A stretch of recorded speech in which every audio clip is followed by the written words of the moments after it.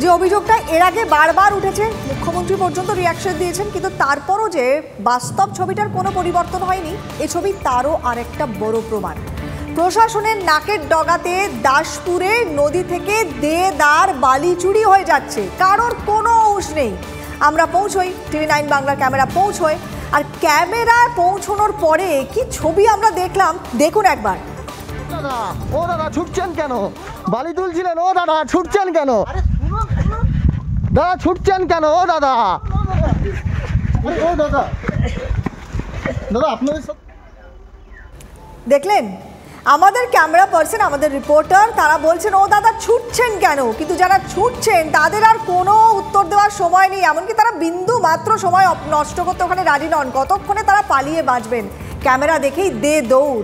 এরা বালি চুরি করছিল, বালি মাফিয়া। TV9 বাংলার সেই ছবি এক্সক্লুসিভলি আমরা আপনাদের সামনে তুলে ধরলাম।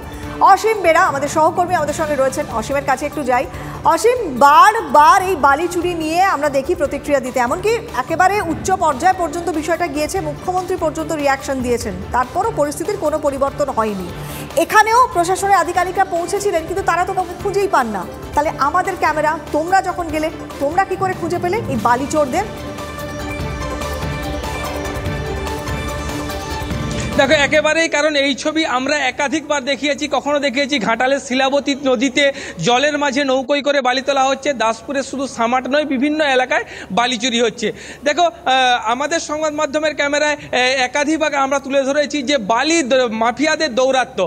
প্রশাসন কিন্তু বারবার তারা যেটা বলছেন যে তারা যাচ্ছেন, তারা শুধু বালি স্তূপ দেখতে পাচ্ছেন, কিন্তু তাদের প্রশাসনকেই নাকি দেখে বালি চোরেরা গা ঢাকা দিয়ে দেয়, যার জন্য কাকেও কিন্তু অ্যারেস্ট করতে পারছে না, এমনই কিন্তু প্রশাসনের তরফ থেকে দাবি করা হচ্ছে। দেখো আমরা ক্যামেরায় যে ছবিটা দেখাচ্ছি সেটা কিন্তু বালি মাফিয়ারা সংবাদ মাধ্যমের ক্যামেরা দেখে তারা কিন্তু দৌড়ে পালাচ্ছে। এ ছবি কিন্তু আমরা দেখিয়েছি, যা ছবি দেখে কিন্তু ইতিমধ্যে প্রশাসন টনক নড়েছে। ইতিমধ্যে দাসপুরের বিএলআরও তিনি যেটা সাফাই দিচ্ছেন, তারা বলছেন যে আমরা গিয়েছি, স্ট্যাগ দেখেছি, কিন্তু কাকেও কিন্তু দেখতে পাই না বালি চোরেদের, যার জন্য তাকেও কিন্তু গ্রেপ্তার করা হচ্ছে না, এমনই কিন্তু তারা একটা অজুহাত দেখাচ্ছে।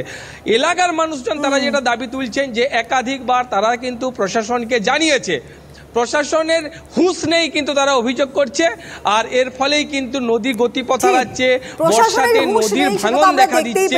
কিন্তু ইতিমধ্যে তো বিভিন্ন প্রতিক্রিয়াও সামনে এসছে। অসীম, একবার একটু সেগুলো শুনে নি, তুমি সঙ্গে থাকো।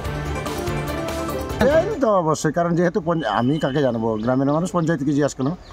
কি নাম পঞ্চায়েতের? সুভাষ পারামানি। কোন দলের পঞ্চায়েত? তৃণমূল কংগ্রেসের। জানিয়েছিলেন? আমি একদিন নিজে জানিয়েছিলেন, তাই তো? মানে কারা তুলছে? পাবলি নিয়ে যাচ্ছে, সে চাষিরা নিয়ে যাচ্ছে, এর কোনো পারমিশন নেই। কোথাকারের লোক তুলছে বালি জানেন? চাষিরা কিছু কিছু নিচ্ছে, এইখানে সামনাসামনি। হয়তো চাষিরা বালি নিয়ে কি করবে?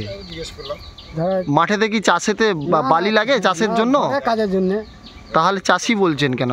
চাষে তো লাগে না বালি, তাহলে চাষি বলছেন ঘরের জন্য যাচ্ছে টুকটাক। সারা রাত ধরে পুলিশকে সাথে নিয়ে জয়েন্ট রেড হয়েছিল, তাতেও আমরা কাউকে ব্যক্তি পাইনি, কিন্তু কিছু কিছু জায়গায় প্রায় ১৫০০ সেফটি বালি স্ট্যাগ হয়ে আছে আমরা দেখেছি। বালতিতে করে কেউ বা কারা রাতের অন্ধকারে তুলছে, আমরা পুলিশকে রিকোয়েস্ট করেছি রাতের বেলা একটু নজরদারি বাড়ানোর জন্য।